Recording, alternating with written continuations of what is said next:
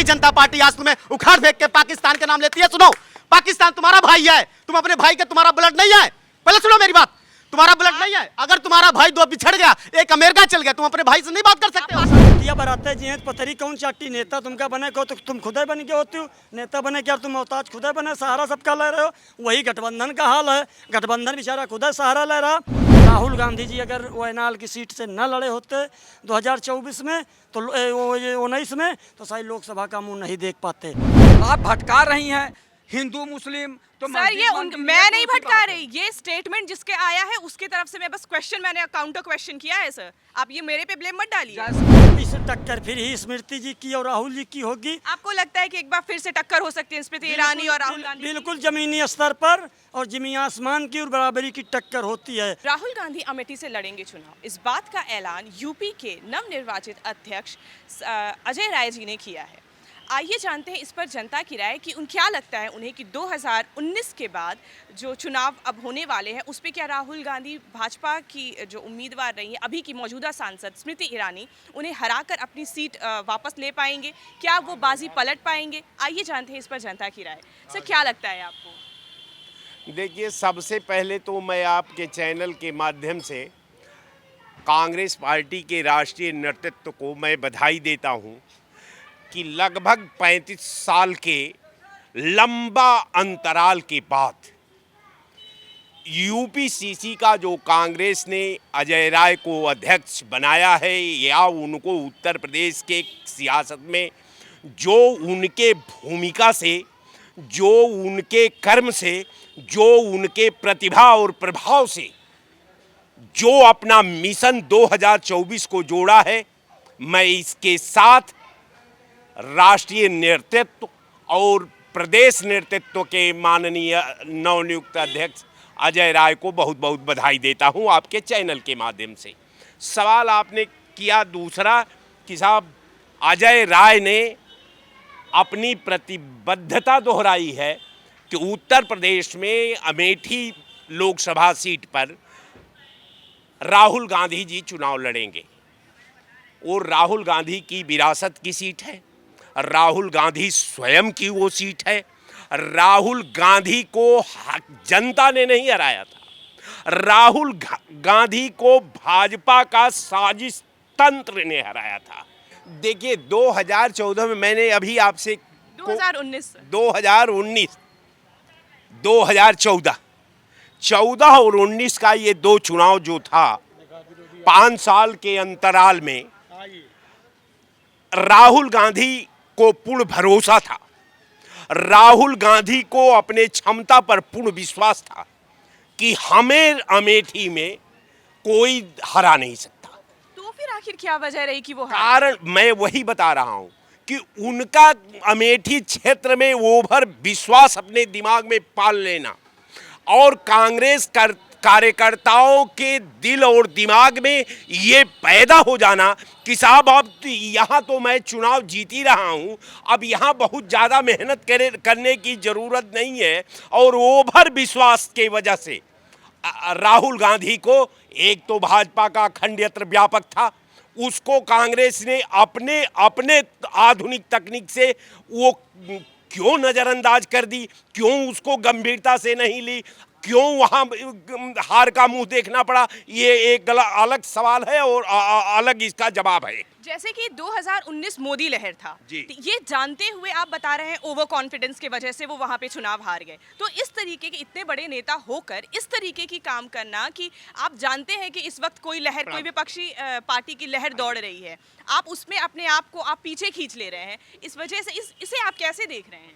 मैं आपको बता दूं कि आज तक भाजपा की कभी लहर और न मोदी की लहर नहीं रही है, यहां राम की लहर रही है, यहां पाकिस्तान और हिंदुस्तान की लहर रही है, यहां हिंदू मुसलमान की लहर रही है।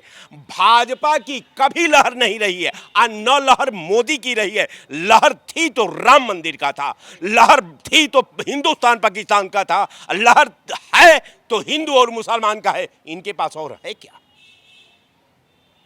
तो मैं आपसे फिर कहना चाहता हूं कि राहुल गांधी नेता हैं, राहुल गांधी किसी के परिचय के मोहताज नहीं है।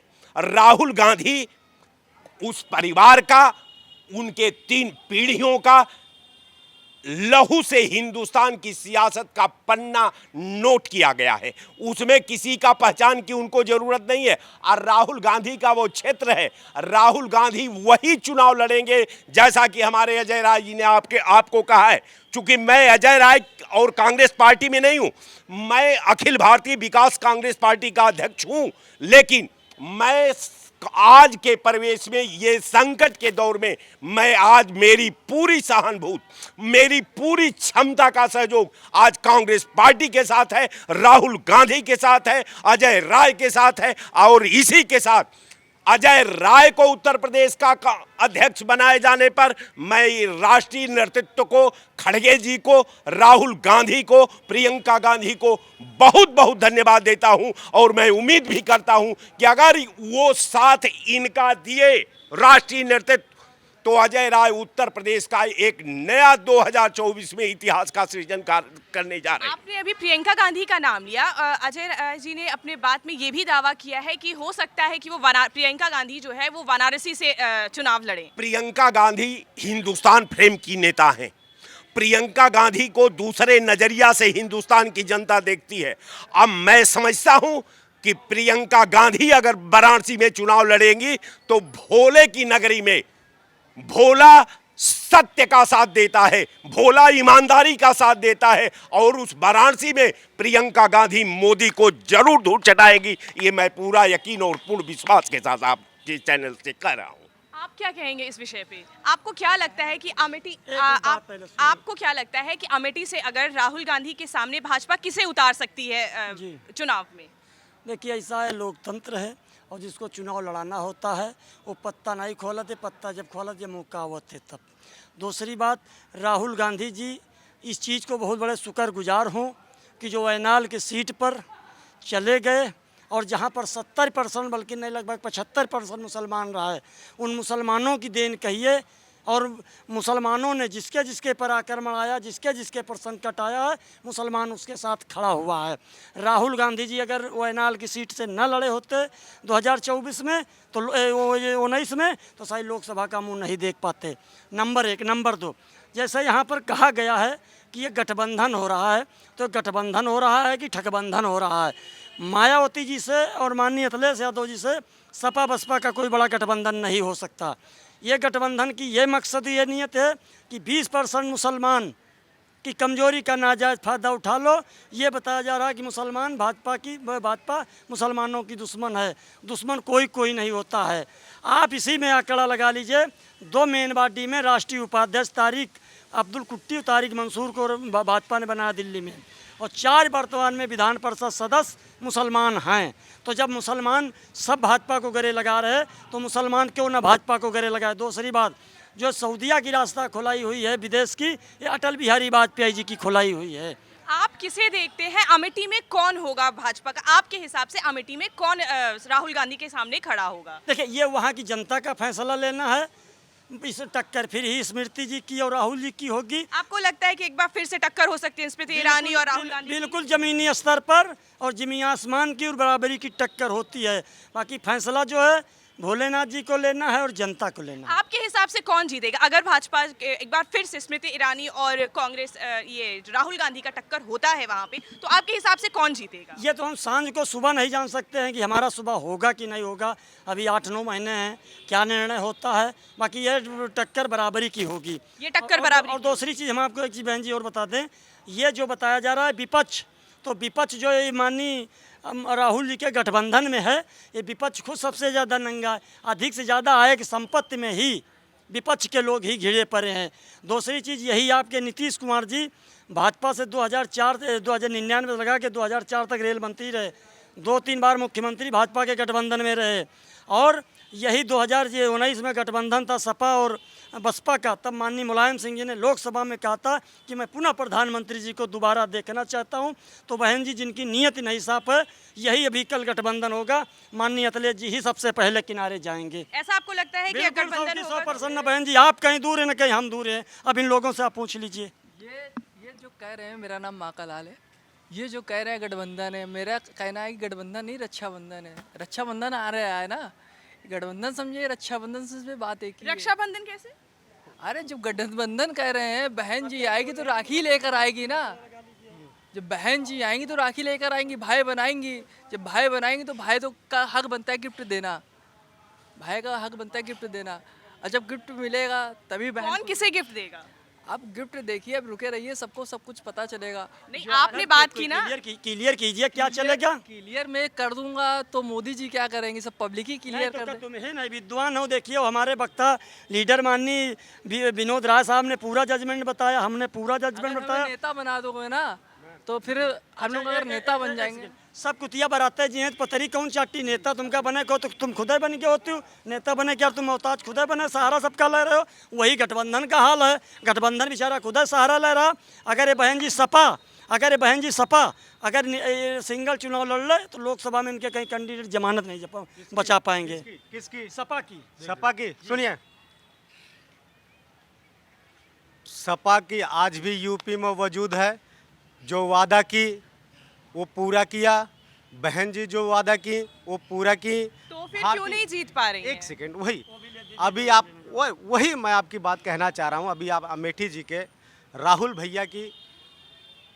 भैया अगली बार भी चुनाव जीत गए होते, लेकिन ऐसा स्मृति ईरानी, अमेठी की जनता ऐसी भोली भाली थी बेचारी, उनको ऐसा मदारी के चक्कर में लॉलीपॉप दे दी कि 40 रुपये किलो तुम्हें 13 रुपये किलो चीनी मिलेगी, 300 के सिलेंडर तुम्हें एकदम फ्री मिलेगा। ऐसा भोली भाली जनता को ठग दी हैं कि इस बार जनता समझ चुकी है। नहीं यार, मैंने राहुल भैया की अगर बात मानता तो आज मैं, हमारा राहुल भाई बहुत सही नेता था। जो भी अमेठी के बनाई हुई IIT AIEEE ले लीजिए, मेडिकल कॉलेज ले लीजिए, रोड ले लीजिए, आवास ले लीजिए, सब राहुल भैया की देन थी। जनता इस बार स्मृति ईरानी के ठगने के और भारतीय जनता पार्टी के ठगने के, जुल्मा जो झूठ बोलता है उसके ठगने की इस बार नहीं आएगी जनता। जैसे कि आपने अभी बताया कि राहुल गांधी जी ने इतना काम किया, राहुल गांधी जी के माता पिता भी वहाँ से सांसद रहे हैं, ठीक है। इतने टाइम काम करने के बाद आप कोई का जिस पार्टी का गढ़ रहा हो अमेठी, उसे उसी के घर में, ये तो वही बात हुई ना कि किसी के घर में घुस के उसे हरा देना। ठीक, तो वहाँ पे स्मृति ईरानी भाजपा ने कुछ इसी तरीके से काम किया। तो इसे आप कैसे देख रहे हैं? वही आपको क्या लगता है कि इतने साल से जो जनता नहीं समझ पाई? वही मैं आपको समझाने की कोशिश कर रहा हूँ मैम। आप मुझे नहीं, आप जनता को बार बार वही समझाने की चल रहा है। कभी देखिए जब दो भाई रहते हैं ना, तो जो भारतीय RSS अच्छा क्या करते हैं, वो आपस में दोनों भाई को भिड़ा देते हैं। क्या करके? लालच देके।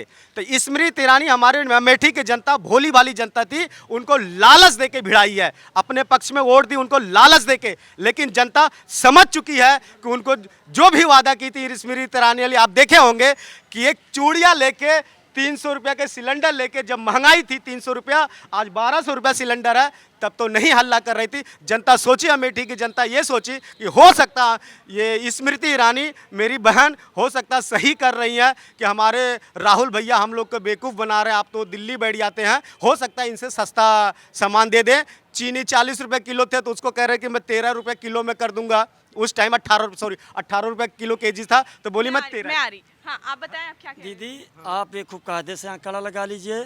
2014, 2017, 2019, 2022 गठबंधन का क्या हाल हुआ है ये आप भी अच्छी तरीके से जान रही हैं।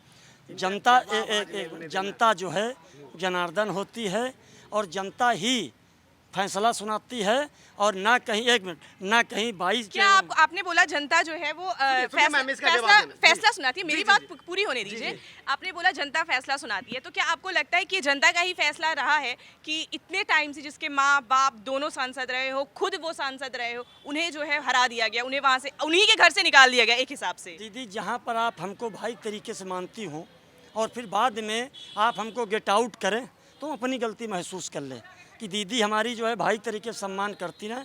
आज अगर हम गेट आउट यहाँ से हुए हैं तो हमारे में क्या कमी है? और हम तो एक अंगूठा टेक हैं, दीदी पढ़ी लिखी हैं, दीदी को इस चीज़ को सोचना चाहिए कि मतलब जो है हम क्या हमारे में कमी है। आपको लगता है कि इस बार जो है, जैसे इन्होंने बताया, क्या आपको लगता है कि इस बार राहुल गांधी पूरी तैयारी के साथ अमेठी आएंगे? राहुल भैया पूरी तैयारी के साथ आ रहे हैं। हमारे देश के, अमेठी के नहीं, हमारे देश के 140 करोड़ जनसंख्या जितनी है, राहुल भैया को अपने दिल में बसा ली है। वो आज चुनाव करवा दीजिए, आज के आज चुनाव करवा दीजिए।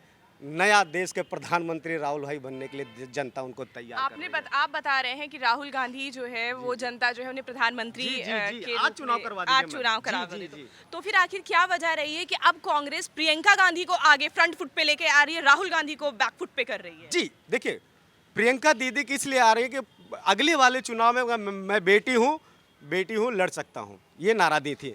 तो वास्तव में महिलाओं के दर्द तो प्रियंका दीदी समझती हैं, स्मृति ईरानी नहीं समझती। आप देखे होंगे महिला विकास बाल विकास वो मंत्री हैं, मणिपुर में क्या हुआ? महिला होने के नाते कम से कम आप एक जुबान तो खोलती। 1 मिनट रुके रहिए। लाल किला पे प्रधानमंत्री का भाषण ही स्टार्ट हुआ था मणिपुर से। अरे कहाँ भाषण हुआ था मैडम जी? आप ऐसे चैनल पे झूठ बोलवा रही हैं। आप गूगल करिए, गूगल करिए, बताइए। गूगल मैं करिए। गूगल कर रहा हूँ, करिए। करिए। मैं गूगल कर रहा हूँ। भाषण देने से नहीं, वहां जाने से। सत्ता उनके हाथ में, गृह मंत्री उनका है, प्रशासन उनका है, शासन उनका है। क्यों नहीं वहां पे दंगा होने के रोक लिए आप? कैसी बात कर रही हैं आप? माइक है तो मालिक आप हो ना। अभी मैं आपका माइक टच करूंगा तो आप मना कर देती है ना। ईमानदारी से बताइए, जब मणिपुर में 24 दिन घटना हो गई, आप लोग जैसे बहनों के मीडिया, सोशल मीडिया बेचारे गरीबों को उसका उजागर किया जनता के, नहीं तो पता भी नहीं चलने देते कितनी महिला के बेचारी को वहाँ पे हत्या हुई, बलात्कार हुआ, नंगा करके नचाया गया। ये दोनों रावण को उखाड़ फेंकेगी जनता, इस बार देख लेना, ये ध्यान दीजिएगा आप। अब भाई साहब अभी कह रहे थे कि मुसलमान भाई को लेके, अरे यार शर्म करो, कांग्रेस की देन है कि जो तुम आज जिंदा हो। नहीं, भारतीय जनता पार्टी आज तुम्हें उखाड़ फेंक के पाकिस्तान के नाम लेती है। सुनो, पाकिस्तान तुम्हारा भाई है, तुम अपने भाई के, तुम्हारा ब्लड नहीं है। पहले सुनो मेरी बात, तुम्हारा ब्लड नहीं है। अगर तुम्हारा भाई 2 बिछड़ गया, एक अमेरिका चल गया, तुम अपने भाई से नहीं बात कर सकते हो। पाकिस्तान को आप भाई मानते हैं? सुनो, पाकिस्तान ब्लड है को आप भाई अपना, मानते अपना ब्लड है। अब अफगानिस्तान है। पाकिस्तान क्यों सुनिए मेरी बात। हिंदुस्तान पे इतना झगड़ा क्यों इतना वो टेररिस्ट वो करता है? सुनिए। टेररिस्ट एक्टिविटी क्यों करता है पाकिस्तान? 1 मिनट। यही सपोर्ट है, यही चीज।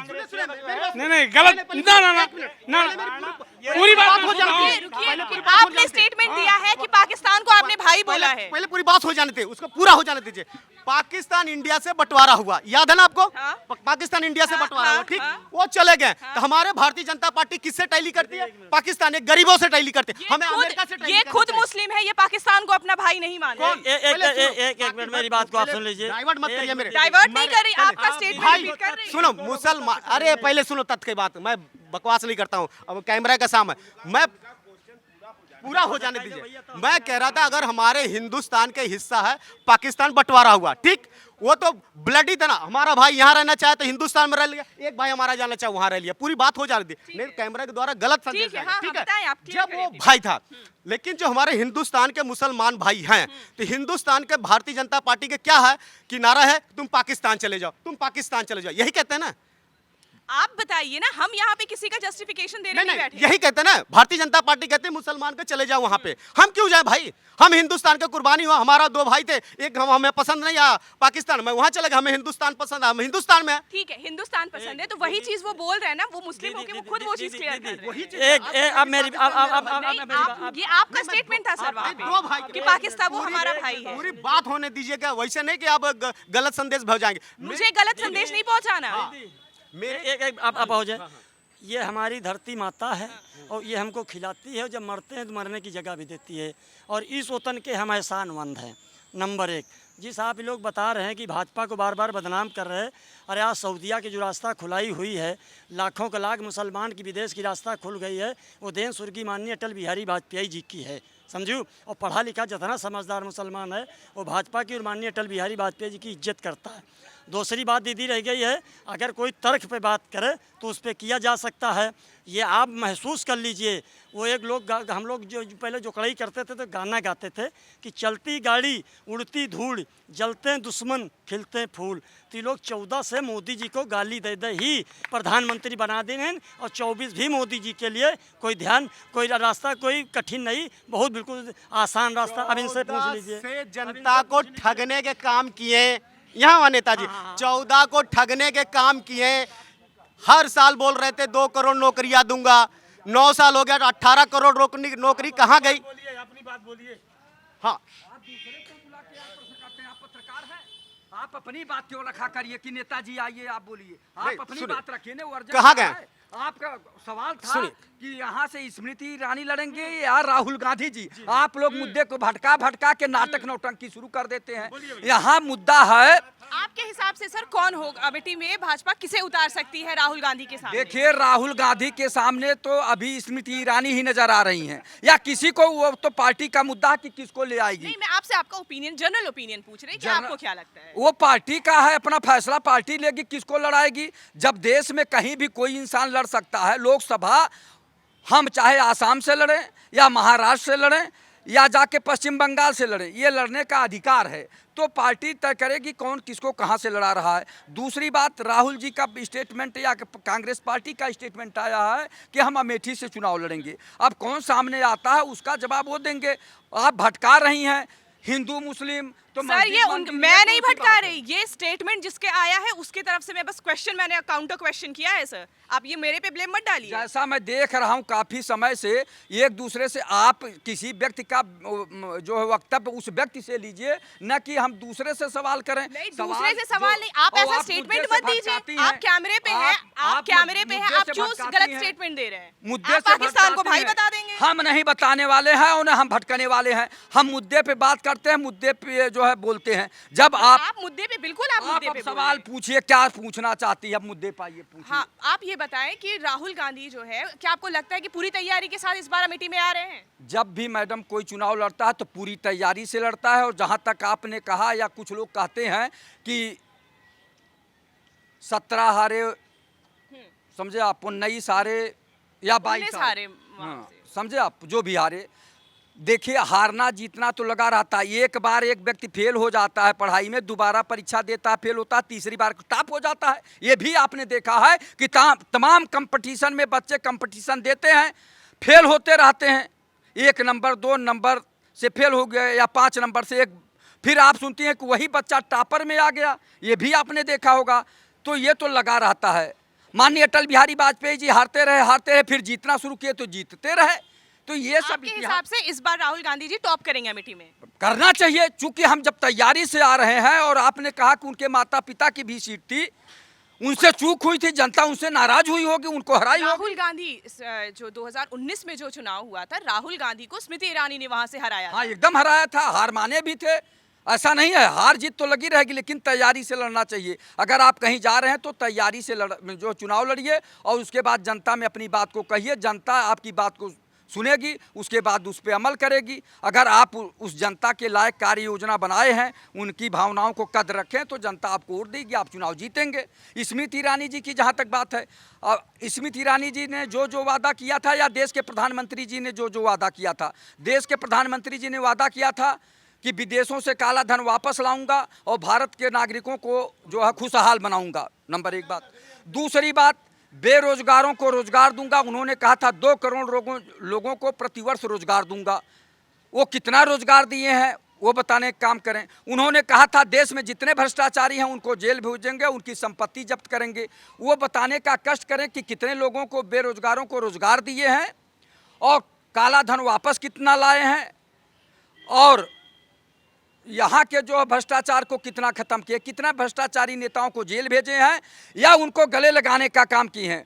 3 दिन 4 दिन पहले देश के प्रधानमंत्री जी उंगलियों पे गिनाए थे कि महाराष्ट्र में ये नेता के ऊपर इतना इतना भ्रष्टाचार है, पश्चिम बंगाल में इन नेताओं के ऊपर इतना इतना भ्रष्टाचार है, मध्य प्रदेश में इन नेताओं के ऊपर इतना भ्रष्टाचार है, यूपी में भी गिनाए थे। लेकिन उन नेताओं को कहाँ अभी जेल भेजे या उनकी संपत्ति जब्त किए, वो न करके उनको जो उप मुख्यमंत्री पद से नवाज रहे हैं। ये कहाँ की नैतिकता है? देश के प्रधानमंत्री जी को इस पे जवाब देना चाहिए कि अजीत पवार के ऊपर 100 करोड़ से ज़्यादा का भ्रष्टाचार आप लगाए थे, उनको मुख्यमंत्री का पद नवाज रहे हैं, उनका स्थान जेल में था, उनकी संपत्ति जब्त होना चाहिए था कि उनको उप मुख्यमंत्री बनाना चाहिए था। ये उनका दोहरा चरित्र है। देश के प्रधानमंत्री जी को हम बहुत अच्छा मानते थे, हम सोच रहे थे ये आए हैं तो अब देश से भ्रष्टाचार खत्म हो जाएगा और भ्रष्टाचारी नेता जेल में होंगे, लेकिन ऐसा नहीं किए वो बल्कि उसका दूसरा रूप यानी चाल चरित्र चेहरा आदरणीय मोदी जी का उजागर हो गया। वो कहते कुछ है करते कुछ है। सर यहाँ पे हम लोग आज बात कर रहे हैं राहुल गांधी और स्मृति ईरानी पर, तो हम लोग उसी पे रहते हैं कि राहुल गांधी और स्मृति ईरानी पर ही बात करते हैं। आज ना हम प्रधानमंत्री पे बात करते हैं ना और किसी नेता की बात है। आज बात होगी सिर्फ स्मृति ईरानी और राहुल गांधी की कि अमेठी में कौन, इस बार अमेठी की जनता किसे चुनती है, इस बार अमेठी पे कौन आएगा। देखिए, अमेठी की जनता जान चुकी कि देश के प्रधानमंत्री आदरणीय मोदी जी को जितना विश्व में जानते हैं लोग, लगभग जो है राहुल गांधी जी को उतने जानते हैं जितना कि देश के प्रधानमंत्री जी को जानते हैं। तो लड़ाई अब जो है एकदम से धरातल से खत्म होती जा रही है। स्मृति ईरानी जी इस समय बहुत पीछे हैं। इस समय जो है राहुल गांधी जनता के दिलों पे राज करने के लिए तैयार हैं और जनता के बीच में पहुंच रहे हैं। वो वहाँ जनता के गरीबी बेबसी लाचारी को जो है देख रहे हैं और नज़दीक से जान रहे हैं, कोशिश कर रहे हैं। अब तक ये था कि 10 जनपद पे बैठकर वहीं से जैसे ट्वीट होता था या बोल देते थे या एसी से निकलते नहीं थे। अब वो भारत यात्रा पर निकले हैं, भारत की जनता की बेबसी लाचारी को आंखों से देख रहे हैं और दिल को छू भी रहे हैं, समझ रहे हैं। अब तक क्या था कि बड़े नेता लोग जो है आते नहीं थे, वो ये लोग अब जो है समझ पाए हैं कि जब तक हम जनता के बीच में नहीं जाएंगे, जब तक जनता की बेबसी लाचारी को नहीं समझेंगे तो जनता हमसे दूर होती जाएगी। हम योजना बनाएंगे गरीबी बेबसी लाचारी खत्म करने के लिए और उनकी भावनाओं का कद्र करेंगे, जनता हमसे जुड़ेगी। सर आपने बोला कि इस बार वो यात्रा पर निकले हैं, इस बार उन्होंने गरीबी को नज़दीक से देखा है, महसूस किया है।